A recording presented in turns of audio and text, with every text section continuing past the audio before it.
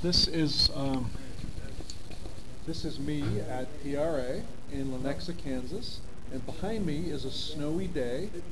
It's I would say we're going to get about 8 to 10 inches of snow. It is January 11th. It's right now, and let me show you what's going on out here. There's looking out the window. There's some nice, beautiful snow. Little winter scene. There's a pond right there, a nice little pond that's frozen over. Here's I guess you can see all the clouds and the snow. Here's the edge of the building of PRA. There's an idea of the snow. Very nice little scene in Kansas. There we go.